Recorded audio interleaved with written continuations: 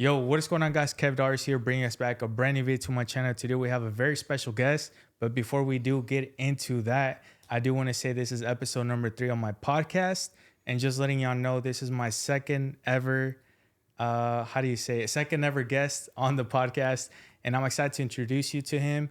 And he is Dr. Marco Cervantes, also known as Mexstep. So welcome to the podcast. Hey man, pleasure, honor being here. Thank you for the invite. Just really grateful to be here. No, thank you very much for accepting the invitation. Word. And I'm excited to get into it. First, I would like to get to know you a little bit more and for the viewers to know you. So I want to start with some personal questions. Yeah. And then we'll get into the flow of things. Okay, cool. So my first question is, where were you born and raised? So I was born here in Houston, Texas, raised in the Aldine area, went through school all through elementary school, junior high, high school, all in Houston. Here from Houston, and did a little college at the beginning of right when I graduated, and then was in the military for a little bit, and then got out of the military, went back to college, and did some graduate work in San Antonio at UTSA, and now I'm working there. I mean, yeah. Wow. So that's kind of like a little bit of the history, but with music. I just, have been doing music all that time here in Houston, doing a lot of shows in Houston, and then doing shows in San Antonio. So, but yeah, it's Houston, man. Yeah, that's the culture, right? Like they say. Man, yeah. And we're gonna get into that. Where did your parents were working? Like, where were they working at the time you were younger? And if you can talk to me a little bit about that, or how was the household there? Yeah. So when I was born and younger, my dad was working at a TV shop on fixing TVs. And my mother started working at United Way. She was first like staying at home and raising me, but then started working at United Way. And then she later on started working at Catholic Charities. And then my dad went to the post office and started working as a mail carrier. So that's their background and what I, saw them working as growing up. Wow. And a lot to admire too with hard work. I mean, oh yeah, my dad was always holding it down. I mean, that's one thing that I'm really grateful for is, looking at him and just, as a role model, as somebody that just always held it down, always solid. And my mother, was really inspiring because she was always really concerned with social justice, with doing work that benefit other people, trying to make a change, trying to make an impact. And I think that stuck with me growing up and informed what I do today. And apart from your parents, speaking about role models, who's one of the biggest role models you ever had apart from your parents? Because I know your parents even my parents are always like your number one, like superheroes, right? Yeah. But who would be one person that's a role model for you apart from them? Okay, man, there's been a lot. Definitely some coaches, some teachers throughout high school. Probably one of my biggest role models and mentors was one of my professors when I was in graduate school. His name is Ben Ogeen, and he's still out there doing work. He's at Santa Barbara now, UC Santa Barbara, but I met him in San Antonio. And working with him just let me know, okay, I think I can do this. I think I can be a scholar, a writer, work at the university and teach classes. And he worked really closely with me and helped me develop my own skills like speaking, writing, being in the classroom, working on events, pushing social justice. So that's probably one of my biggest role models, somebody that I kind of patterned myself after. And it helped me a lot because at the university, for me, it was kind of a lonely experience from times, could be intimidating. I felt a lot of self-doubt, like I wasn't really smart enough. Like pressure as well, like of all the students, you see them passing, or that's how I am in college. Yeah. So how was that to balance that out? Yeah, I mean, it's something that I saw. I mean, one of the scariest things for me was writing an essay and turning it in because I was just so I wasn't really confident in my own writing. But working with him, and again, like just seeing him as a role model, patterning my own style after the way that he was moving really helped me. And I try to do the same thing now with younger people. When I see that they might just need a little push or need a little encouragement, try to help out as well. So that's probably one of my biggest role models. And aside from, again, my parents, my dad, my mom, looking at them and how inspiring they were to me. And how did you get into that profession? Was it because of him? So that started. So it was when I got out of the military. I went to classes at University of Houston downtown, and that's where I got my bachelor's. And my whole goal was to become a lawyer, some type of civil rights attorney. I wanted to like just help people that might need special assistance, may not have the money to defend themselves, and so on. And I took classes in Mexican American literature, African American literature, Native American literature, and I just fell in love with being in the classroom and talking about what we have read, talking about characters, talking about the message, imagery, symbolism. It was just something that I just loved. And I always liked to read growing up. I mean, it's just one of the things that was just really important to me and special to me was just growing up. I remember in the military, I was always reading. I mean, that was one of the ways I spend a lot of my off time, whether on guard duty or whatever, just reading. So to be in a classroom with other people that are reading and talking about the same book was like, all right, I'm just like, man, this is where I belong. And, you know, some of my professors out there, Jane Creighton, Sandra Dahlberg, I'm trying to think who, Nell Sullivan, quite a few professors out there helped me, develop my writing and gave me the confidence, that I needed to let me know, okay, I think I can do this. And just being out there and looking at the writers and reading, their stories and just realizing how important writing is, how important stories are, how important narratives, fiction, nonfiction, works of art, music. It let me know about my own work as a musician, like how important poetry is. And I just felt like, okay, when it came down to make a decision when I got my BA, am I going to go to law school? Am I going to graduate school? It's kind of like wrestling with that. I just remember just how much I enjoyed myself in those classes and figured I'd try. I was like, okay, I'll work on getting my MA. And if I like this, then I'll keep going. And if not, then I'll go to law school. So then I went to UTSA to get my MA. And from there, that's where I met, people like Ben Ogeen, who's also from Houston, Texas, I should add. Ben Ogeen, Luis Mendoza, who's also from Houston, but they were both in San Antonio at that time. And from And then, working with them. That persuaded you. Yeah, and these were two, Chicano men, Mexican American men that were doctors, had the professor status, and just people that helped me along the way to make me realize, okay, yeah, I can do this. From that, how did you include the rap in it? Because you're a professor, and you're also a rapper, right? And I feel like it's kind of hard. I'm pretty sure it's pretty hard, even for me or for any person. When you have multiple careers, it's pretty hard to balance that out. So how do you balance that out? Yeah, that's a good question, man. It is difficult to make time to do everything. And I find myself, sometimes still struggling with that. I mean, the rapping and writing lyrics, that's something that I did from an early age. When I was in 7th grade, I started rapping and just kept on, being in groups, rapping in school, rapping at talent shows, rapping at community centers, and then doing shows when I got old enough, like doing a lot of shows here, the White Swan. Oh man, I'm trying to Rhythm Room. I mean, there was a lot of local spots here in Houston that I played.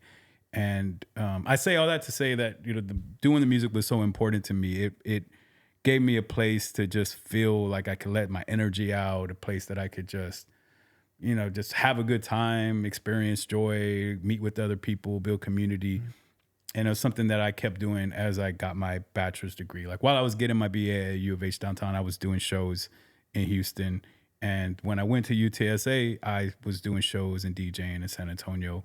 And it's just something I did because I loved it. And I know we talked earlier about making beats. Yeah. I mean, I was around the time too, like, when I was at U of H downtown, I was making beats and nobody was hearing these beats. I was rapping out in public, but I wasn't like sharing my beats. It was just something that I did just because for your own self, like just because I love to do it. And there was a lot of times where, when I first moved to San Antonio, I was writing a lot of lyrics and recording just because I wanted to hear, the song. I wanted to create songs, and it's just something I kept doing. And one of the reasons why I think I've been able to balance it is just because I've always done it. So it's like I can't even imagine not, thinking about writing a song, like spending a whole week and not thinking about, a song. I mean, I look at everything and it reminds me, okay, I should put that in a line, or I should put this in a bar. So it's just something that always is, a part of me. But it is difficult sometimes because, working as a professor is it's a lot of work. And I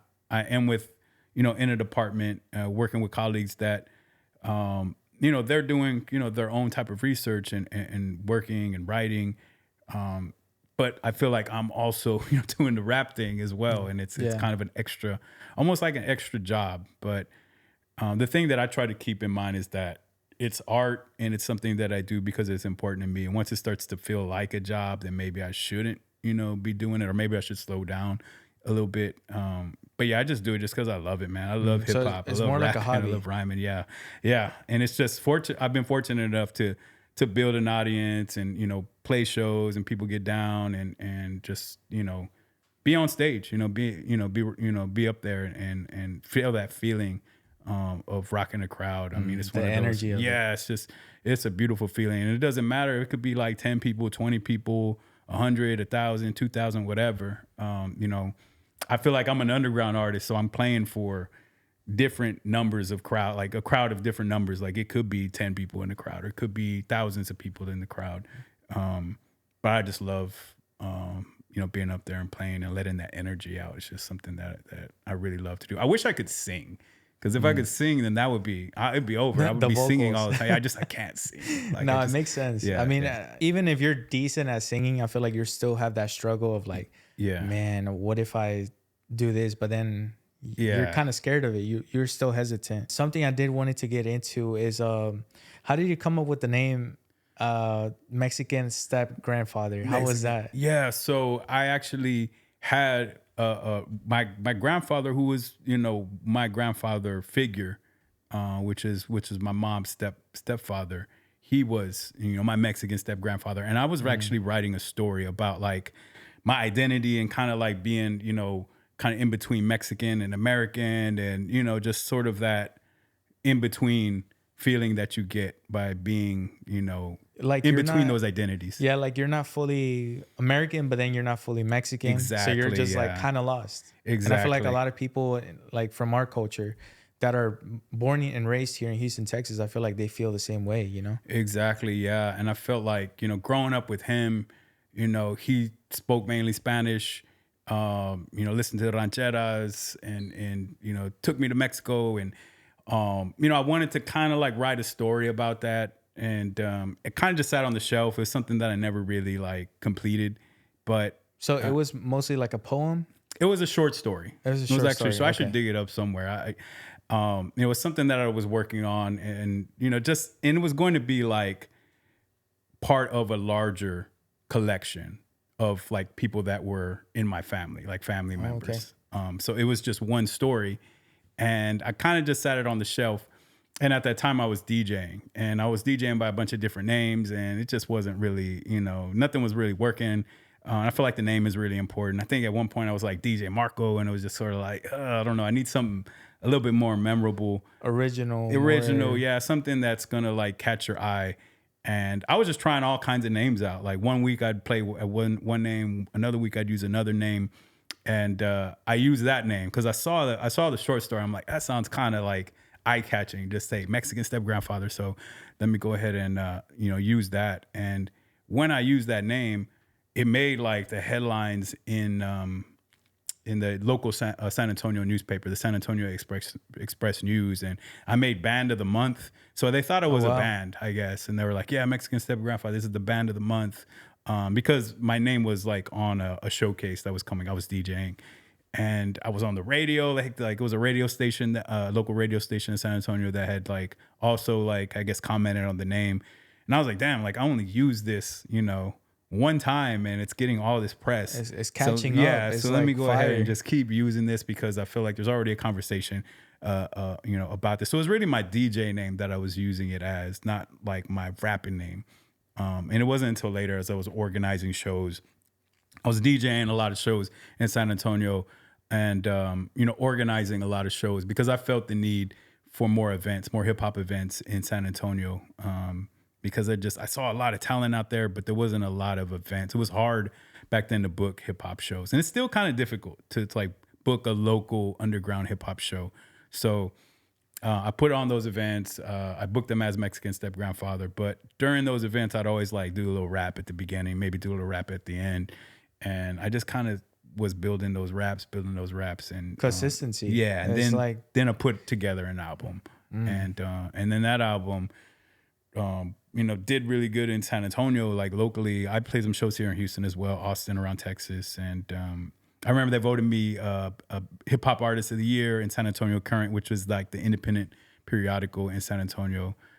So yeah, I mean, I say all that to say like it just the name kind of helped, I think, catch the eye, and I just sort of stuck with it. And of Ever course I since. shortened it because then it was just like on the flyers it was long, and it was kind of hard sometimes for people to remember. multiple syllables. Yeah, it was You're just like counting. Mexican step godfather, and it was just kind of like a lot of like Oh, pronunciations. so they were confusing it. I feel They like, were- it was okay. just a little more difficult sometimes for people to remember. And it just took up a lot of space on a flyer. Like, you have all these names and then this long name. So I shortened it to Mexstep.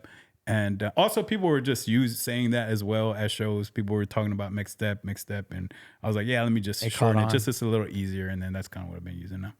Like the backstory behind it too is interesting because a lot of people, like rappers in general, and not only rappers but every musician always struggles with finding that name, finding that It's creativity. difficult, man. And do you think it's better to start it off like just whatever name I can, and then time will tell when I can change it? Do you Yeah. think it's better to do that, or do you think you should wait for the right name? Yeah, I mean, I know? feel like, choose. Because You're probably gonna make some mistakes on some names, or maybe like use names that like may not end up using forever or whatever. I feel like a lot of people start with names and then they end up changing their name. I've had a lot of different names, so it's like, and I probably will use another name at some point with other projects that I work on. Maybe Yeah. sort of reconfiguring and redefining what I'm redefining the same doing and name stuff, over and yeah. over. And then like and doing that. But I find that the best names are names that people actually give to you as well. So Okay, that's like another one. nicknames, like Yeah, the us nicknames and stuff. Hispanics Yeah, understand, yeah, like Latinos, yeah. I like feel like those are good ones. Yeah. But yeah, those it's so hard sometimes. It's or so easy sometimes. It's difficult, to like come up with the right name. So how did y'all come up with a third group? How Third- was that group with the collaboration, right? Yeah. And maybe different cultures, different traditions. Yeah. How did that come up? So that came up after me and Easy Lee, who is in a band called Mojo. It's a soul and R&B band out of San Antonio. Although they also have roots in New Orleans.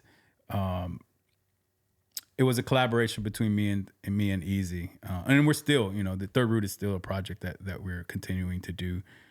We have been doing shows together. Like I said, I was organizing shows in San Antonio, and I focused a lot on booking Black and Brown acts. I mean, that was a big part of, what my mission was, is to like highlight, showcase Black and Brown artists in San Antonio. And then it also moved here to San Antonio, some of the events that I did. And one of the showcases I featured Mojo. And from that, me and Easy developed a friendship, started talking about ways to collaborate. And we decided, okay, we're going to work on an album together. We didn't really know what we were going to do. It almost was kind of like we were just going to like rap, and whoever the best, kind of like just try to see who's the best, basically. More of a competitive type of thing. Kind of like freestyling against each other, or Exactly. see Just what can like, come up. No mission, no topic, just like rapping. And as we talked more, I shared some of the work that I was doing, and I still do as a scholar, is looking at Black and Brown cultural overlap, Black and Brown unity, Black and Brown solidarity. And, we just started continuing to talk about ways that we could maybe create a project that would highlight that. And we were talking about the third root of Mexico, which is the African root in Mexico, and tracing some of those histories and placing those histories within the music that we were making. And then Easy came up with the name. He was like, well, why don't we just call the group Third Root, since that's the history that we're looking at, is looking at the African history within Mexican culture, but then maybe expanding, that conversation to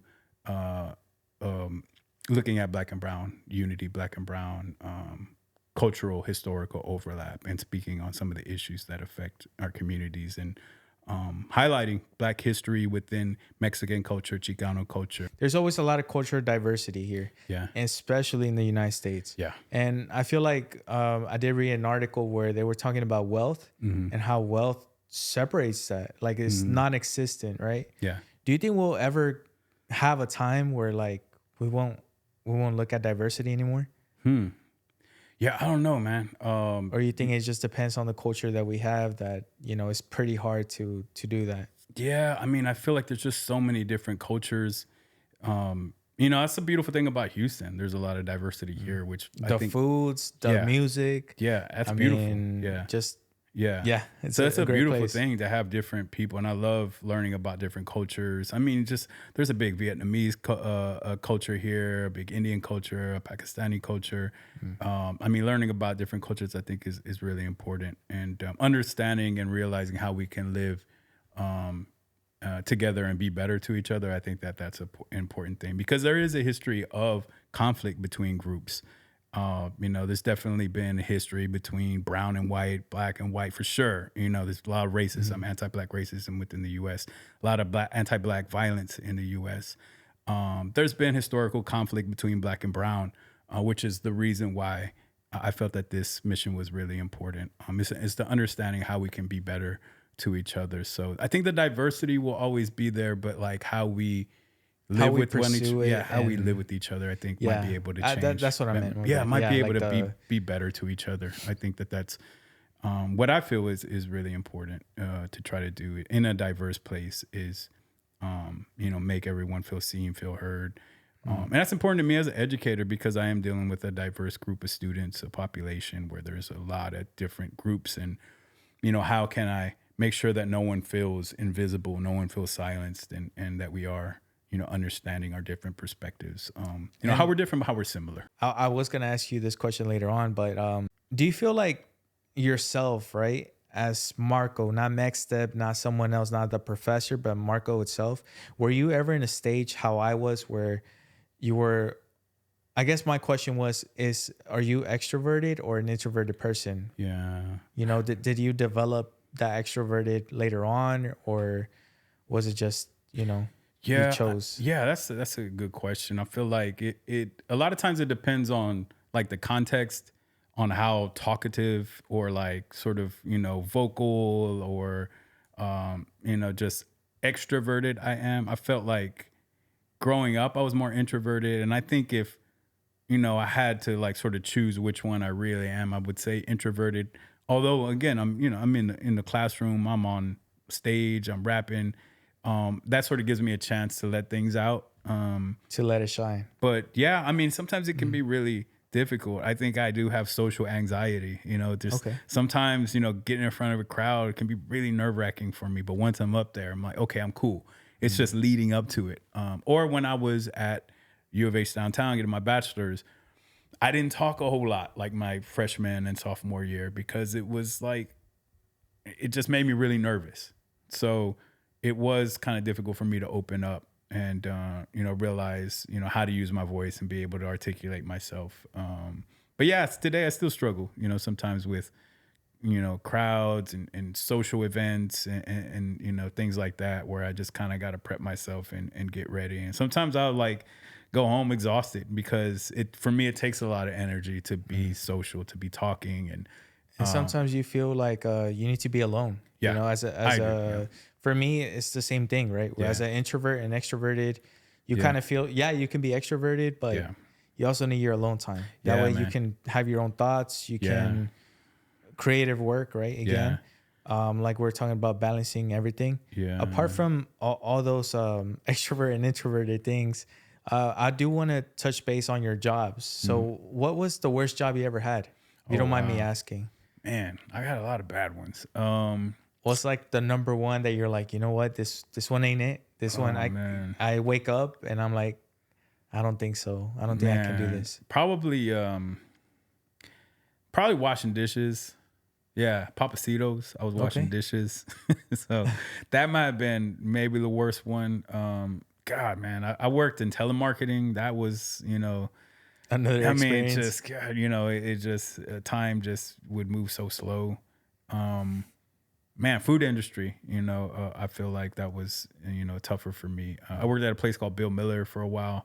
It's a San Antonio restaurant, kind of a fast food barbecue, I guess. People in San Antonio, everyone knows Bill Miller. That was, for me, that was also kind of a tougher one, one that I just wasn't really happy doing. But I feel like they helped me, to appreciate, different way of being, and also Like- just to appreciate people, that do that work. I mean, it's so important to do work in the kitchen, do work, as a waiter, do work, custodial work. I mean, it's so important to our everyday, sort of functioning as a society. So it also helped me appreciate that, So when I do see people like at conferences that are setting up, the catering team or people that are cleaning up, I always try to thank them, acknowledge them, whether it be on the mic or just going up and talking with them. It's something about doing those kind of jobs that I feel like that can kind of help you appreciate how much work it is, but then also how it's important to just keeping things moving. I mean, especially with food industry, I mean, we all got to eat, so it's kind of Yeah. like, where's this food coming from? Who's making this food for us? And so I think that they can kind of make you better. Yeah, So or maybe a just more see better things from a different person, perspective, like the perspective of it. Yeah. Even I remember one of my friends even told me that they clean up after everyone, right? Yeah. After they eat. And what is it called again? That it's with the box. I forgot. The busing, like Yeah. the busing So thing, basically that, Yeah. and I remember he told me that some people tip them. Yeah. And I never knew that. Yeah, that That's- is true. To tip the busters, yeah, That's- I've definitely seen that because I bust at Bill Miller's. That's one of the things that you do. I don't know if they still And do do it that way. people tipped you at one point or no? Yeah, Or was it- sometimes, Okay. occasionally, not a lot, but occasionally, yeah. And I appreciate that. I mean, it's a lot of work, and it is tough. I mean, you go home and you're people who work on their feet can probably relate to this, but your feet are just like doing this by the end of the night. It's just like, oh, just like See, it's now just the way Skechers has to sponsor you now. Yeah, with man, the whole, yeah, just like, that, get that them memory dogs- foam. get them dogs Have you from seen bark. those? That memory foam Skechers? Oh, yeah, I don't know. man, yeah, or they yeah. have like the new. Yeah, man, I saw but- Snoop's now. He got Shout the out. Snoop Oh, really? Skechers. Yeah, so Wow. Snoop is okay, well, Snoop is Skechers, endorsing if you want to everything. though, right? endorse Mexstep, feel free. I wear Feel some free. Skechers. Yeah. So free advertising for them. Yeah, but, man. yeah, the next question I did wanted to ask you about jobs was, what is your best job? Is it the one you're doing currently? I'm gonna put you in the spot because I know your students may be say, watching, your people. It's my favorite job I ever had. No, that's Number a cool. one. I mean, it is a job that's like, sometimes I got to step back and think, wow, like, I'm actually making a career out of reading, sharing knowledge, history, culture, literature, listening to younger people, younger students talk about their own experiences, talking about rap music. I mean, just had a class a few weeks ago on hip hop, Latinos and hip hop. And, it's cool. It's cool for me to be able to just talk and play music on the music genre that I love. So it's a cool, It's a mixture cool of your hobby and work. Yeah. And it doesn't feel like work. Yeah. Because you have fresh minds coming in. Yeah. And they give you your opinion, and then you just let it all out, like they say. And does that give you does that give you more motivation to your music? Oh yeah. I mean, I think, and I didn't really say this at the beginning, but where I'm working, the music that I make is part of the work that I do. Like when I do my annual review, which is like a report on all the work that I did at my job, and I get evaluated. I always include the music that I do, so it is part of what I do. So yeah, it does inform what I do. I always invite students to the shows and stuff too, because it's kind of like what I talk about in class is really similar to what I'm talking about in the music. Like the truth. It's the Yeah. truth, and Yeah. might as well listen to it, Yeah. and learn as Yeah. well. Yeah, and So I that- think yeah. that's what I appreciate about your two albums. Like, Oh, thank you, man. I'm learning about it. Yeah. Like, yeah, I don't have the class in college yet, but I feel like eventually I'm growing into it. And Yeah. it's giving me more not more ideas, but more thought about the whole situation. Yeah. And we always see it in the news. We always see a lot of things, but as soon as you have an experience outside of that, Yeah. outside of your bubble, right? You have this Yeah. bubble, and whenever you see that experience, you're like, yeah, this is real. Yeah, This is man. everything Mexstep is talking about. The few songs that you have about it, you feel it and you're like, yeah, this is actually going on. Thanks, man. I appreciate that. I mean, I try to do that, just try to like give things or write about things that I've experienced or things that I feel that are important. And of course, my own perspective is going to be different than other people's perspectives because I do work in education, Okay. so I have been doing this reading and my work involves, working in the classroom, but also in the community. So it gives me a kind of, a unique take on things, but And what being is able to relate to other people what is is the important. most and that's really good, relating to people and having that backbone, like they say, Yeah. right? What is the hardest obstacle you ever encountered, and how did you overcome it? Oh, wow. As a rapper, as a professor, whatever Mm. career you want to take, or even in life, what is the hardest obstacle you ever encountered? God, man, it's a lot of them. If you Man, don't mind me asking. I mean, there's a lot of them. And if I'm talking about my career wise, probably when I was in graduate school and my first semester, I didn't do as well as I thought I was going to do. And I worked hard too. It wasn't like I was like, messing around or anything like that. Like, this was graduate school, and I had already completed my BA and I had just really like worked hard at, some of these classes. These were English literature classes. And, I kind of like had some self-doubt and thought that I wasn't going to be able, To to do it. accomplish it and Actually, finish yeah. it. And actually after that first semester, I felt like, maybe I should just go, go for something else. And I had that summer off and I was working a bunch of, other restaurant jobs and things and just trying to like, figure out what I was going to do. And it's, kind of humbling to like work in a restaurant after you get your bachelor's, because it's kind of like the idea is, oh, you get your degree and then you're going to be able to like, get a job. And it's kind of like, oh man, I'm still doing this. Getting the encouragement at that time or really graded fairly even, I would say, is just kind of, it's just something I just had to kind of stick with and be like, you know what, I'm just going to continue doing this, which is good. It brings me back to the importance of having people to be there to encourage you. Surround yourself Yeah, with a good group. Exactly, because not everybody, is going to be that way. And in an institution of education, that can make a really big difference when people may not understand your perspective. I mean, I was a young brown kid out of the military in a mostly white program, and I felt that it was difficult because maybe for some I wasn't seen as intellectual enough. And there were some people who felt like, oh, you're writing about rap music, that's not real literature, like you need to write about real literature. But then I had others that were saying, no, rap is literature. I mean, look at Kendrick Lamar's lines, I mean, that's like literary excellence, genius at the highest level. But I felt like there's some people that didn't understand that. So I don't know. That's one of the hard ones. I mean, I felt that, I there was a lot of self-doubt I had, for myself. And, but of course, having death in the family, I mean, that's really difficult. I mean, when my grandmother died, that was a difficult, time because that was just really a big source of love for me. So death in the family can always be, a really Pain. difficult thing. But yeah, it just has helped, most people is that you got to get up and push and keep moving. I mean, we're here on this planet living and breathing. We don't have, a long time here. All of us have an expiration date too, right? I mean, And me and you are sometimes- going to be, we're not going yeah. to be here at some point, right? And So we got to sometimes make we the never best know. of it. Yeah. Sometimes You gotta I feel do it, like a lot of people look at the age, but I never look at the age because we always see in the news or everywhere else, like, somebody OD'd or somebody, college students, something happened to a college student or a shooting, school shootings right now. Yeah. So I never look at the age, and especially with religion and everything. Yeah.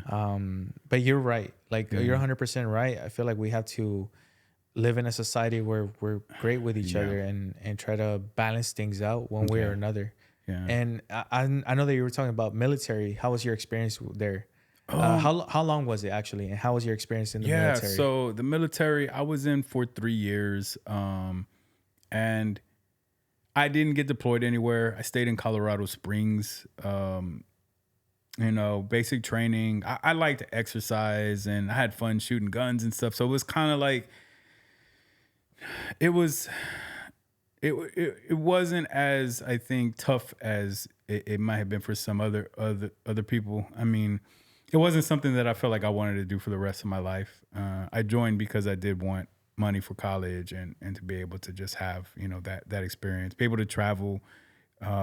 Like the benefits they offer Yeah, the as well? benefits. Yeah, that was the Okay. real reason, why I got in. Is just like, at that point, I was just, I didn't really know what I wanted to do.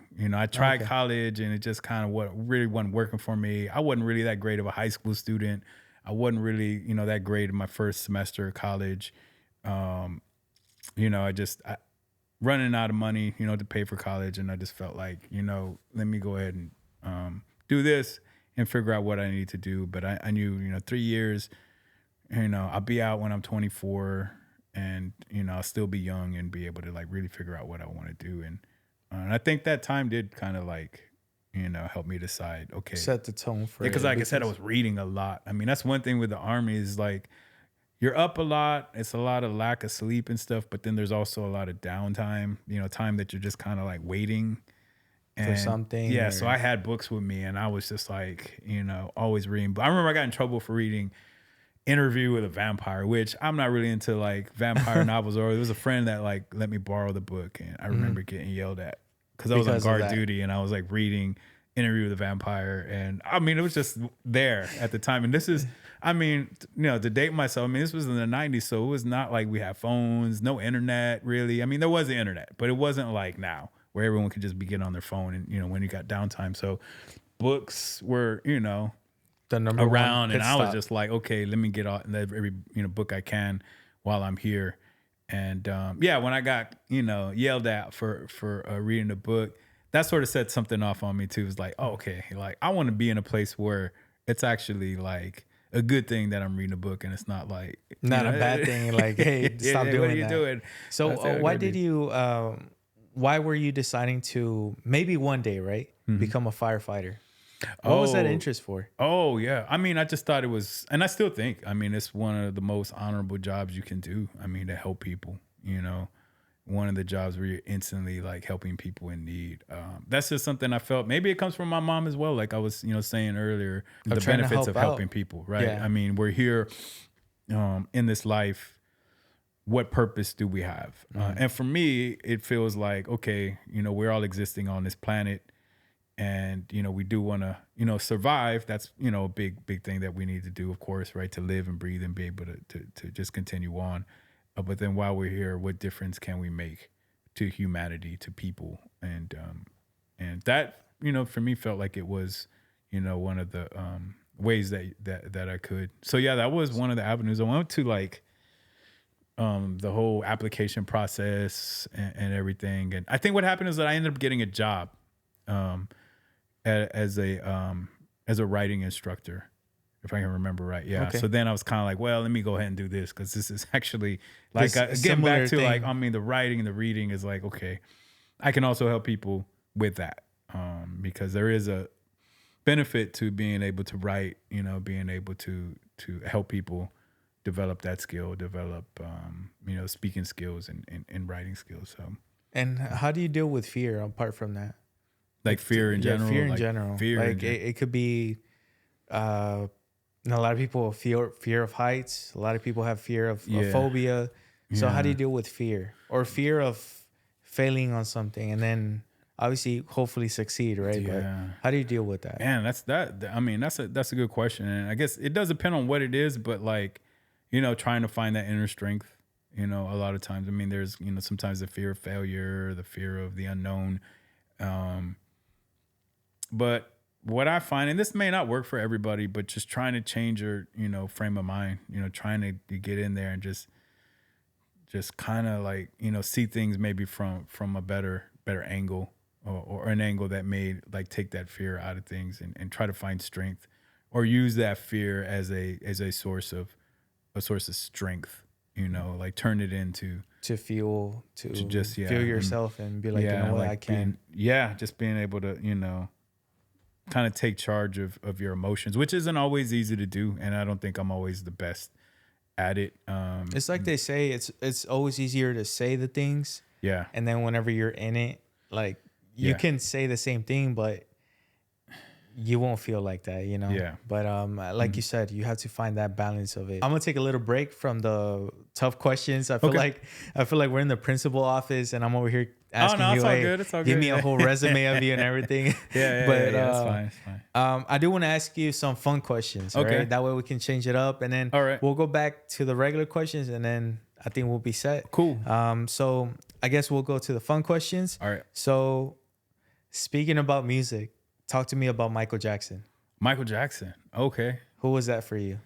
Well, I was, a kid in the mid 80s to late 80s and Michael Jackson was, he was it, And it's interesting to see kids now that still like listen to Michael Jackson and dancing like Michael Jackson. I had the glove, I had the red jacket, I was doing the moonwalk. So, it was a big influence on me. He's the biggest pop star. MJ, So yeah. It's like, so yeah. That's what I probably would say was that, just a big influence on me. And a lot of people I would say my generation is, I just think I was Influenced at by that it. right age where he was like, with the Thriller Mainstream. and everything. Yeah.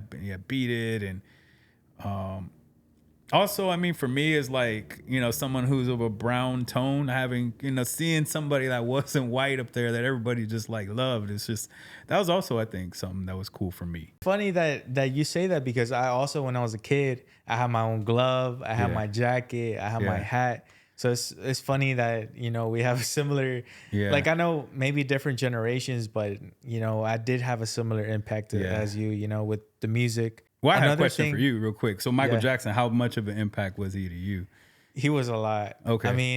It was like to the point where maybe not an idol, Mm-hmm. because like now that I'm into religion and everything, I feel Yeah. like it's an idol is like a major thing. Yeah. But I feel like as a kid, it was like that, and it was kind of like the lyrics. Obviously, as a kid, you don't understand it as much, Like Billie Jean is not my lover. As a grown She up, thinks as a I'm grown the up, it's one, like, oh right? wow, that's what he was talking about. I had no idea as a kid. But yeah, what he was talking no. about. So Yeah. even like that, right? Like I remember I did put a VHS tape for the people that know, but if you don't, right, from the generations.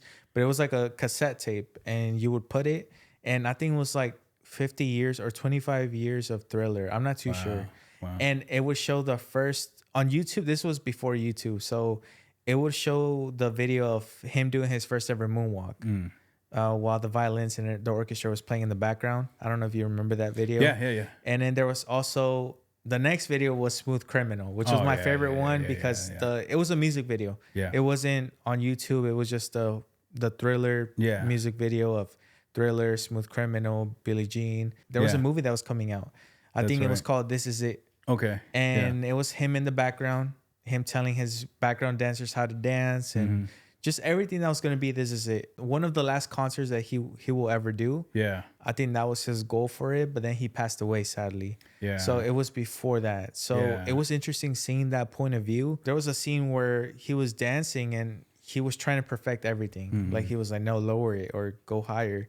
And it just shows to you the type of musician, the type of not only musician, but like the type of talent he had. Yeah. And I would always appreciate it that every time he would correct someone, he would always say, God bless you. Yeah. And I feel like that's something that I always admired. And wow. I know they always had little things that that were going in the court cases, right? There was like a lot of things about what happened with him and evil things that was going on. But that's I'm not gonna thing, get man. into it, but that's I feel like I just as a kid I wasn't looking into that. I was looking into the beautiful bright side of things. That's Thank you for interesting to asking see, like your generation and like just like how you see his music and yeah, it's really interesting. It's interesting too today. Like you have like Drake and Kendrick in this like battle. And I really wanted to ask you Prince that, but I didn't know if it was the right time. But let's get into it. So, what do you think about that? Like Drake. It's just, they're saying like 1v20, right? Like as in Drake is by himself, the Thanos or whatever you call it from Marvel, and the Avengers, which is Kendrick and Future and Metro Boomin. Yeah. How do you see that? Interesting. How do you see the beef going on? Like, what do you think? For me, like it's cool to see people getting into lyricism, like lyrics, and listening to what MCs are saying. because I think that there was a while, and it's still kind of going on, where there's more of a vibe when we're talking about more modern rap. It's like, you know, I feel like it's been more about the vibe than the lyrical, you know, content for a lot of artists. So to see people getting excited about, you know, the Rap again. intricacies of like, okay, what did Kendrick say in this bar, and then what is Drake saying in these bars? For me, as a rap fan, as somebody who loves like dissecting lyrics, is like, it's cool to see. It's entertaining. It's you know, I think it's fun, and it feels like it's done. It's being done in a way that isn't like really pushing for violence. Like, it just seems a lot different than maybe some of the earlier '90s stuff that I remember. Like, especially if we're talking about like Tupac and Biggie and Tupac some and of the Biggie things was that, a you know, major hit 'em thing. up was rough, man. But I feel like Tupac and Biggie though, I feel like it was more rough, but it was Yeah. also like direct shots. And not Yeah, only man. that, but I feel like it was more real. Yeah. Because you're starting to get into the gangs. I just think it's funny how Drake said, you know, the line about Metro Boomin, like just Oh, that's you the know, big one, right? I mean, that's the line everybody it's loves. like Yeah. so simple, but it's like Yeah. okay, I get it, you know. Yeah. But for our generation, I think it's really great. Yeah, man. For us right now. Oh yeah, man. I agree. I mean, I'm waiting for Kendrick's response. 'Cause Drake came out pretty cold on the last one, man. I'll say, and they're both great entertainers. I mean, you know, Kendrick is just so, you know, just dope lyrically, and Drake is such a great entertainer. I mean, just his songs are real catchy. He just has so many songs that everybody knows the hooks to, you know. And I've seen both of them live, and they're both like, you know, amazing performers live. I haven't in their seen own right. Kendrick, only Oh, Drake. he's sick, man. Like, he's sick. I've seen him 3 times. And actually, Third Root, one of our first collaborations was a Mojo show with a young Kendrick Lamar before he was like a big star. He actually opened up for Mojo at that time. Wow. I knew his name. Everyone kind of like knew about his name. Everyone was talking about like this kid, Kendrick Lamar, you know, Kendrick Lamar. And but nobody really knew what he looked like. And he came out there, he killed it. Childish Gambino too, which, you know, he was already, Donald Glover was already in you know, he's already in TV shows and stuff, but he opened up for that show too, which I thought, I mean, just a little kind of side note, backstory, which I think was really cool. great. So when I think about Kendrick, it's like, wow, you know. He went from this to wow. Like yeah, that. and it's cool. I mean, I feel like, not to get too much off the subject, but it's been a cool thing about playing some of these underground shows is that you do see some artists that eventually become like bigger artists. Like Doja Cat, I remember she opened up a show that we played at. And actually one of our Third Root videos, we used her her tour bus. It's Phantasma Horns. If you look at that video, like we look like we're coming out of a bus, but it's actually Doja Cat's bus. She played a smaller venue at that time. She wasn't like the big star she is now.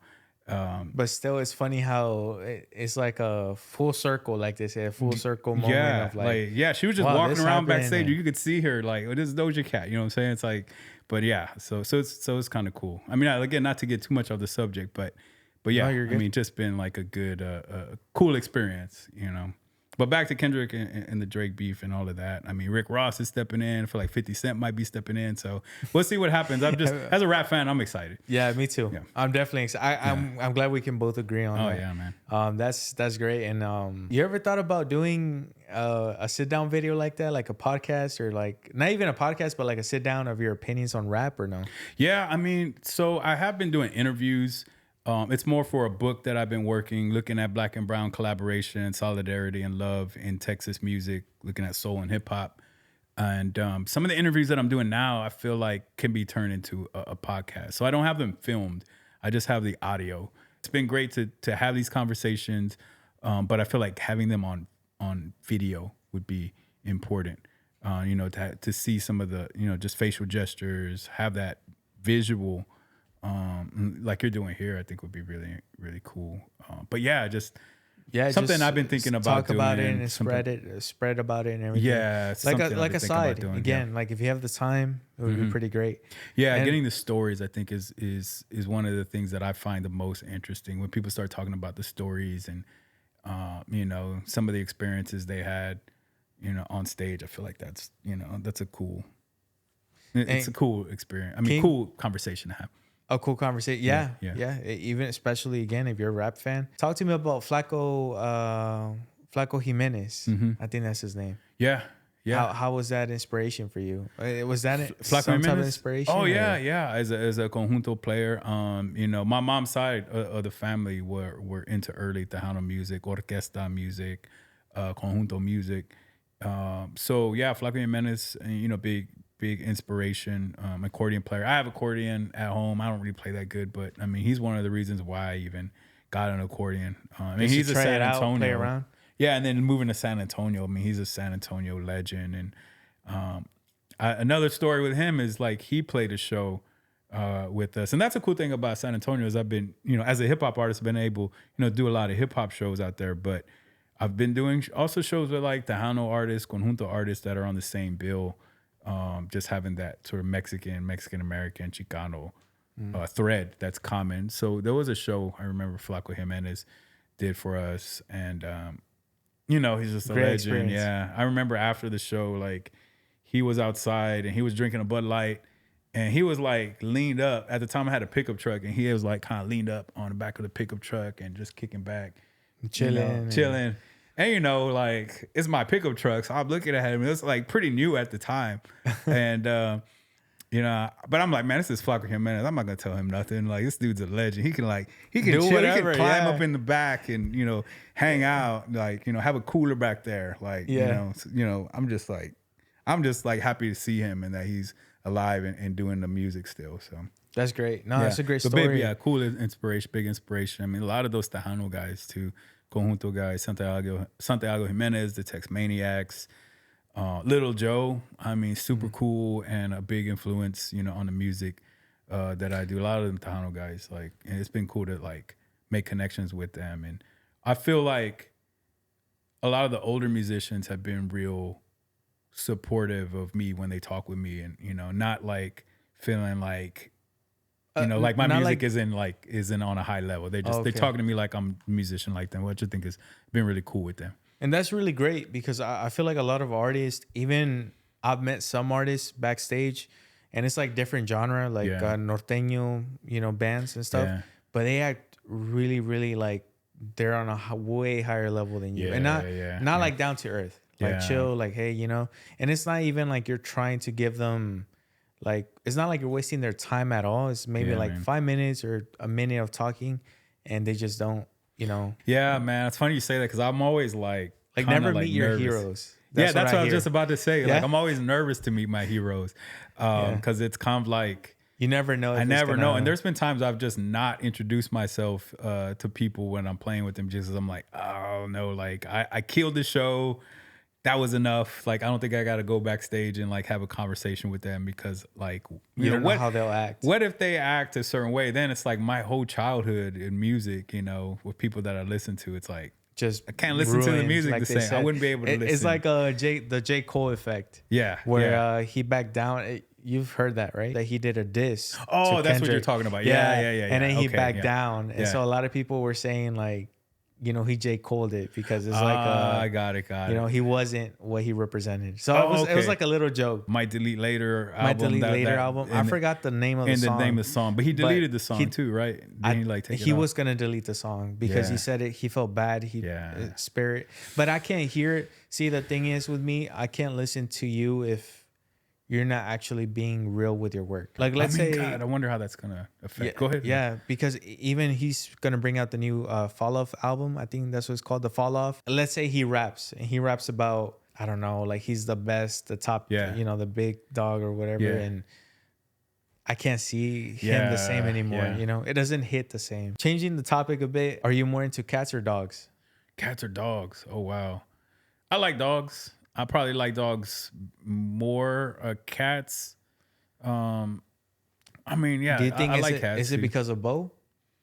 Bo? Yeah. Oh yeah.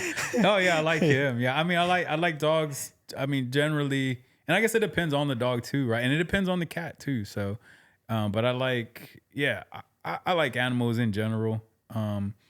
Probably dogs are just for me a little more like, just how like friendly they tend to be. Cats just got their own thing. Sometimes they do their own thing, so you got to kind of like, meet them how they want you to meet them. And, if they are, they more likely to, want to be pet, then, you do that. But if not, but yeah, I like Makes both of them. sense. But, So, but like, if I had to yeah, pick, like, it'd be yeah, a if dog. you had to pick one, if I had the to dog. pick, it'd be dogs. Okay. Yeah. And if you had a book you would like to write, what would be the title of it? Oh, And wow. what would it be about? Man, and I know you if did I could mention just right. Yeah, and that's an you did academic book. mention- Yeah, so that's yeah. more of like a workbook, which I think is an important book. But I have been thinking about writing more, creative work. Going back to the short stories and longer like texts and things. Man, yeah. The I mean, title, something having to do. I don't know what the title would be. But something having something set in the future. Something that would reflect what's going on now, but like maybe predicting what's going on in the future. Machine people, like that might be a cool title. Like Okay. what happens when we become more mechanized. Things will be, definitely more different, with the different ways we can augment our bodies and our minds and everything. I mean, Just- what's going to happen with AI, what I'm saying? Yeah, It's kind of AI like what's is- going to happen, it's like, yeah. It's Yeah. scary. Not gonna lie, it's scary. Yeah. Have you heard about the voice changer? Not the AI. I think they create like a whole Drake rap or a whole Kendrick. that's been messing up the or- battle. But, going back to the battle, that's been messing that up because I'm hearing these Drake songs and these Kendrick songs that aren't. and really you think them. it's sleek, but it's not. It's okay, just it's AI. not them. Yeah, so that's gonna be really difficult too. I feel like Timberland has been doing that, or I feel like I've seen that where he's been like using AI to create some to some like stuff. take rappers, voices and put them over his beats and. Yeah, that's gonna be interesting to see how that's gonna change. I mean, like as a beat maker, at this point, you can make some beats and then throw Tupac all over your beats. Yeah, and then just that's wild that you put can it do on that YouTube. today. That's crazy. Yeah, And- I mean, one of the things I just heard with the DOC, I don't know if you're familiar with him, but he was a rapper who came out kind of in the late 90s. He's a big part of Dre's team. He helped with The Chronic, with Snoop Dogg's album. He's a writer. He did a lot of writing for, With for NWA Dr. too, Dre. or no? Yeah. And he was down with NWA back then. He was from Dallas, but he moved to LA and then he like helped out, with the NWA stuff. He came out with his own album, the DOC. I believe he had a kid with Erykah Badu, and then got in a car wreck, and it messed up his voice. So he Okay. wasn't able to rap anymore. And you can hear him. Sometimes he does features and stuff, but his voice is a lot different. And I think he's been working with AI now to like capture his old voice. Oh wow! And then put make it on because onto he's the still new- like a dope writer. I mean, he's like a So lot of that basically old he can NWA put- stuff. He was writing it. He you could know? put like all the writings that he's doing, and Yeah. then just and have it it on on AI use his and then old AI. voice. So that Wow. would be dope because a lot of times, after Stuff he had that happens. accident, it was like, what would a DOC album what would have it sounded like if he wouldn't have had that accident? And now we kind of can see that. So I don't know, man. It's gonna be wild though. And what is your biggest pet peeve? Repeated sound sometimes can kind of get to me. Like if a fire, alarm is just like the battery's low and it's just like beep. Yeah. Beep. I'm like, Or like I just the like as soon seatbelt. as I hear that, I'm like, man, I gotta change that thing. It's like I cannot take that. Or yeah, just alarms in general. I'd like to like have an alarm set to music rather than the And what's your favorite color? probably purple. I just Purple? like how different it is, how it like pops in different ways. It's unique. I like how it looks when I am wearing purple. I don't have a whole lot of purple stuff though, but I do like the color. It goes with different things. I mean, it goes with brown stuff. It goes with black stuff. Like it just kind of like Intertwines with everything. yeah. How do you matches get a lot of stuff. the opportunity to rap to Willie D? Oh, that was like back in the day, man. Like we worked out at a studio, and he was recording an album called "Going Out Like a Soldier." I think that was, I think it was like his second album, if I remember right. I can't really remember, but he was doing his vocals, and we were kind of preparing to record, and then he came out and was like, y'all rap, like let's hear it, whatever, and. I did a rap. He was super cool, like super encouraging. How old were you at the time? Man, maybe I was like 15, 15? something like that. Oh wow. So Something like that, Around yeah. middle school, intermediate age. Maybe. I can't even remember, man. Maybe I was a freshman. I think I was like a freshman in high Oh, in school. high I don't know school. how old that is anymore. Okay, yeah, yeah, Like 15. Yeah. 15. He was just super cool. I mean, at the time in Houston, I mean, they were just like, It was like to Paul. me, it was like Paul Wall in a way. exactly. Like- I mean, and this was before Houston like really developed an identity outside of Houston in terms of rap. Like, I mean, there was the Ghetto Boys, and that kind of was it. Yeah, And- and then DJ Screw and Yeah, and then DJ everything Screw just comes after, started. and it's like, yeah, he just like, so at the time I was like, damn, it's Willie D, and if you listen to some of those, early lyrics, I mean, he's like, super hardcore. So I mean, we didn't know what to expect, and he just was again super cool. Yeah, just really like encouraging and just like letting us know, like, yeah, keep doing what y'all doing, and yeah, super super cool. That's really dope. Yeah, and, Willie D, man. Yeah. and what would be like your favorite childhood memory? I know you did talk about your Probably- grandma, and Yeah, also there was those a were song fun about nights. Mal de Fun Ojo. times. Yeah, I mean, she would take care of me when I was Well, not saying that sick. that's your favorite memory, right? Yeah, 'Cause yeah, you getting feel sick, bad. right, yeah. Yeah, but Probably we would have parties sometimes at her house, and Okay. like the birthday parties, those were cool. Those were a lot of fun. it's like they say the Hispanic kids are always falling asleep with the bass. Yeah, really yeah, loud Yeah, and yeah. So they would todas have las the parties and the canciones. music, and that was, yeah, those were like just to have all the family and celebrating with the music and the backyard and the pinata and all of that stuff it was a lot of fun. I remember going to Astroworld as well as a little kid, and parents taking me to Astroworld, and that was just like it was so much fun as a kid to be like, I'm at Astroworld. I mean, Astroworld's not here anymore, right? But like, But back in like those Six days, it was Flags just in a way, but something yeah. like that was just really special back then. How did you feel with seeing an article online, Texas Monthly, that they wrote about you? How did that make you feel as an artist? Not only as an artist, but as a person.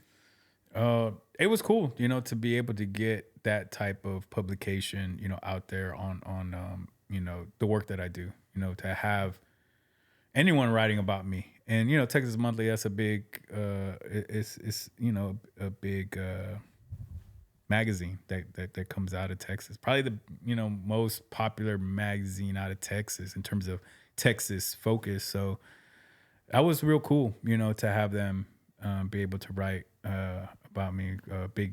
Big shout to Katie Vine, out there that was able to, reach out to me, and who she reached out to me, and was really cool about writing, an article. I've had people write about the work that I do in the San Antonio Current. That was kind of the first, periodical that wrote about the work that it was like a San Antonio Current Press, San Antonio Express News. Texas Monthly was a big one though for me, because it was like, damn, okay, like, so now people across the state, can read about, the work that I do. And then I'll stay just kind of going off or expanding on that question.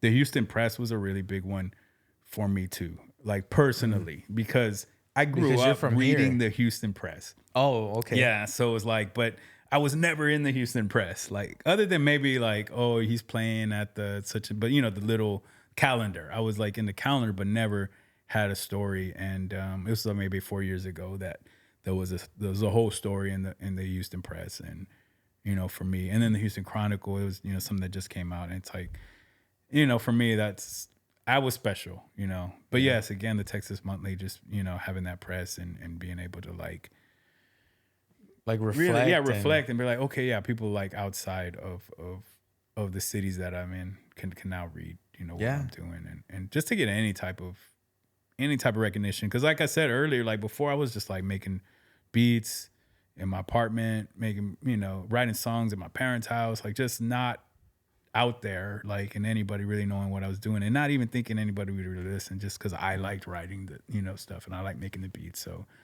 anytime anybody writes about me, man, I mean, anytime anybody does an interview, I mean, the fact that you even want to interview me here is like so dope to me. It's like, No, and oh hell yeah. And Like, I wanted to yeah. ask you, but it's just I always felt, well, right now I was actually going through a rough time in life, and Oh, okay. Yeah, I didn't realize and then, that. yeah, Sorry. but no, you're good. But I just thought it was in I feel time, like yeah. it's God's timing, Okay. like we just texted Yeah. and boom, this happened, right? Yeah. So I God's feel like work. it was a Yeah. God, yeah. Yeah. No, And sometimes so, that's so it no, happens. thank you Yeah. for that, and I feel like no, I appreciate it. I appreciate your time being here too, Yeah. Yeah. and it's really dope, to know your history. How was it like working with Adrian Caseta? Mm. How was that like with the two? Was it the same two albums as well? Yeah. He did So a little part of it, he and did. then Yeah. He did the co-production on Resistir and then all the production on Vivid. But he did the production on Third Roots Libertad, which was our fourth album. And that's how I met him. And I actually met him through my DJ Chicken George, who right now, I mean, I'm praying for him right now because he has stage 4 cancer right now. So it's I'm sorry to hear that. yeah, yeah. I mean, it's just been, kind of a tough thing for us. But he introduced us to Adrian Casada because he had DJ'd for Adrian Casada's group, which was a Grupo Fantasma and later on Brownout. And, we did a song and he did a remix to the song. And then from there, he just, kept, producing beats for us. And then we did a whole album with him. And he's like a super producer. He's a rock star. He was just on the Fallon show, not too long ago. He was on the Colbert show. He was at the Grammys. He's been Black Pumas have been nominated, for 2 Grammys. He's worked with Prince.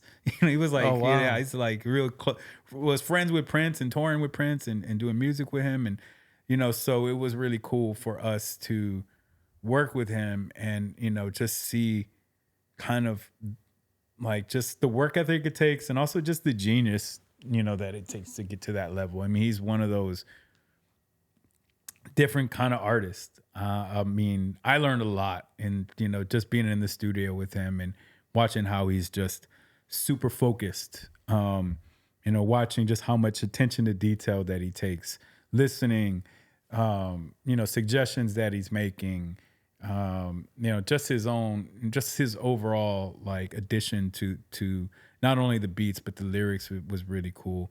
So that's why I hit him up about like, helping me out on my album was Resistir. Was like, I had some beats, I had my rhymes already done, and I just wasn't really happy with like just how the beats were sounding. And so I reached out to him, because we had worked with him at Third Root. I was like, yo, like, can you check this out? Is there something you can maybe help me out with the beats? Because right now I just feel like I need some help, with the some of the drums, some of the instruments, and he added his touch, and it just helped that sound. I mean, if you hear the original ones and then you hear the ones after he added his touches, Night it's a and day big difference. difference. Yeah, it's a big difference. And the same thing with Vivid. Man, big honor working with him. And also, it was cool to see Black Pumas develop at that, during those recording sessions. Because I remember before they started Black Pumas, Eric came by the studio.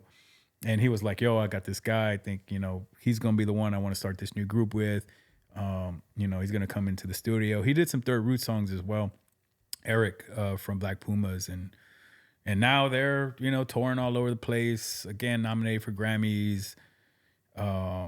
Just big rock stars. I mean, I could really, with all confidence say he's a true rock star. Like he's global in that way. And I'm just happy to know him, and kind of hopefully, some of that artistic energy can rub off. That's really I just great. try to It's get just from him, yeah. your work, right? And your albums that I was telling you, right? Like I was listening to it, and I've given a listen to it before, Yeah. but now I feel like I'm trying to focus because I used to be more of a song, like, okay, let me pick whatever songs I like, and then, but now I'm more of an album listener because Oh, I feel like yeah, as an yeah. album listener, you're just going through the the story behind everything, Yeah. and I feel like it just gives it that impact on all those songs. Wow, that's good to hear, man. And so it's really really great. And I feel like, yeah, like you said, I feel like a lot of people do go through that blockage of like, I need this extra help, Yeah. and you shouldn't be afraid of it, Yeah, for the people that are yeah. listening. Like if you're an up and coming rapper or artist, you shouldn't be scared of that, to just ask for help. I think that's Yeah, what, I mean, collaborating. I think Yeah. it's really helpful to get somebody else's ear because you can be so into just your own sound or what you're hearing that you don't, You don't even know what it sounds like anymore because you're so into it. And to have somebody on the outside, kind of like, helping you to see things from a bigger A fresh picture. mindset Yeah, it's of just, like, it's really helpful. Or somebody that might just be better at an instrument. I mean, in Adrian's case, I mean, he is like a top-notch, world-renowned guitar player, as well as a producer, but a guitar player. Like, I mean, there's no way I could play guitar like him. So to have him playing guitar on my beats, it's like, okay, I got this dude on my, on my beat playing the guitar, which is dope. is that the guitar strings that I was listening to in the album? All Was it the him? guitars are him. Yeah, Okay. yeah, for sure. Other than Beto Martinez's guitars are sometimes on some stuff, which he's also like a super dope guitar player from Money Chicha, Grupo Fantasma. I mean, these dudes are just like rock stars for sure. But yeah, that collaborative work is just so important. But you also, just something you said earlier made me think about the difference between like releasing singles and releasing albums. And that's cool for you to say that you're listening to albums now, because I've been feeling like the conversations on podcasts and interviews with newer artists have really like been surrounding like just singles, or just like the importance of singles. So I was thinking like, for this newer generation, which I feel like you're part of, like, is there more of an emphasis on the singles? Like, is the art of the album, do you think, getting lost? But it sounds like, with you listening to albums now, like maybe that is people still listening to albums, like a whole album. If you could go back in time and give your 18-year-old self a piece of advice, what would it be? Don't be afraid to make mistakes. If there's an idea that you have, just, and something that you feel passionate about, just keep at it and work hard at it. And just don't let obstacles or sometimes even mistakes get in the way. I mean, there's going to be a lot of failures and a lot of things that just don't, work out, the way that you may want them to, but don't let that set you back. That's part of the process, like in anything, whether it's music, whether it's school, any type of art, like, just keep with it, whatever you feel Stick with the passionate about. process. And I'd say that to anybody as well. Yeah. What's one question I wish I asked you during this interview, and how would you respond to it? Or you Maybe think I what noted is down? maybe one of my favorite performances? And I'm asking that's this question, great. but I'm like, okay, what is the answer of this question? Like, what might be one of my favorite performances? But I'll probably say, like, now that I'm thinking about it, is the Mohawk in Austin with Third Root. I mean, it was one of the biggest performances, and it was a show with Brown Out to promote their Fear of a Brown Planet album. And we had our friends come up as well. We had guests come up with us on stage. And it just was like one of those, Special just moments. unforgettable nights. I mean, huge crowd. I can't even tell you how many people were ready to cry. I mean, the Mohawk in Austin was filled, and this is a big venue. It's a huge venue. I mean, it's an outdoor huge venue. And like a festival. Like, yeah, and it's it just was like one of those, powerful experiences. And I got to share with my brothers, Third Root and Brown Out. I mean, another group that we work with a lot. And yeah, just one of those experiences I'll never forget. I mean, I think it's about really that great a to lot. hear. And the fact that you have all that crowd, I mean, I bet the Yeah, of energy course. was just there. Oh yeah, I mean, The energy. it's Even I play better when the crowd is bigger. I don't know why. Yeah. It's just something about it it takes doesn't out, feel as, I don't feel the nerves as Okay. much when it's big. When there's like only a few people, it's a little more nerve. I don't know. if you could be remembered by one thing, what would it be? From this whole podcast and people getting to know you, what would be something you want to leave behind, a legacy you want to leave behind? That I try to make a difference in the world, to make a positive impact, and try my best to do that. That's probably It's a great answer. It's, like we've been talking throughout this whole podcast, is always about being positive, helping people out, and helping other people, Yeah. break that boundary of, okay, maybe I can't be doing this. Yeah, And I feel like that whole story wraps up your mentality of like, push through it. yeah, I really admire that. yeah. Thank you. So what is next for Mexstep? What is next for you as a professor or as a artist? What do you have in plan? What other projects are you working on? Yeah, so we have another Third Root album that we've been finishing up, Mind Elevation 2. It's about really taking care of your mental health, taking care of yourself, just taking time to just look out, for your health, in general. So that's coming up. I also have some work that I've been doing, you know, on beats and stuff. I've been getting beats from different producers, not doing as much beat making, but doing some writing and kind of working on an album right now. But I'm just, you know, seeing how that's going to work. It isn't something that I'm really rushing to do right now. But I'm really wanting to get into film. So that's kind of been the next thing is writing, you know, getting into directing. I like editing film. So just trying to figure out where I best fit in that whole world. It's a new thing for me. I don't really know a lot about that world, but I'm finding that I'm, you know, becoming more interested in videography and film and script writing and dialogue and all of that. So that's really that's great. the next. I feel like that's really in the next few years where I want to start going. Even if you are working a particular job, you know, the art is always, you know, you can always do the art and now, you know, just saying that you are something and you know, just really you know, pushing it into existence, I think is the way to do it. I mean, we just had Shea Serrano in my class earlier in the week, and he was talking about his TV show Primo, which is on Amazon now. I mean, he created the TV show, and it was just cool to hear him talk to my students about, you know, just, you know, what it takes to create a TV show and the importance of really you know, thinking things into existence, saying that, okay, I'm going to do this and be able actually to do that. So doing it was really inspiring. But yeah, and just hearing other people that have been able to do it. So yeah, man. I mean, then with YouTube, there's so many opportunities now. So Oh yeah. so you got it. Let me know, man. Maybe we'll collaborate on something like that. But where can listeners find you? And social medias? Yeah, so Mexstep, you? all in on IG, Mexstep, also TikToks, Mexstep, Facebook. If anybody still uses that, you can catch me on Mexican Step Grandfather. Also Spotify, Apple Music, of course, Tidal, like all of the streaming services. Tidal, YouTube. Deezer. Yeah, you catch me anywhere. on YouTube as well. I'm also at mexstepmusic.com. You can find all the stuff there, the merch and everything. I got some hats and some shirts. Check out the vinyls too. Yeah, I got two vinyl records. So check If that out. you're into that, Yeah, I definitely agree. for sure. I want to thank you, Marco, first of all, for coming here. And I know it was unexpected, right? But I really appreciate it. And I want to thank you on behalf of me and my dad, because I know we know your family for a long time. Yeah. And, you know, our parents know each other really well. Yeah. So we appreciate you. We appreciate what you've done for us as well, what your family has done. And we just can't thank you enough. And may God bless you with all your whatever you're doing with, again, you talked about movies later on, or TV shows. So may God bless you with that and the music industry. I know it's kind of heavy. I know it's kind of hard, but man, you already have your toes in there. So just keep swimming. Like I said, your project, Vivir, the project, I feel like you finally found your footing. Oh, thank you. I appreciate that. And I feel like on the first, again, you're trying to make an impact, but now I feel like you're setting in. So just keep going, keep at it, and many blessings. Thank you. I appreciate that. And, you know, wishing you the best on your journey as well. And, you know, hoping we can collaborate in the future. And, you know, just let me know. Don't hesitate to holler. Again, thank you.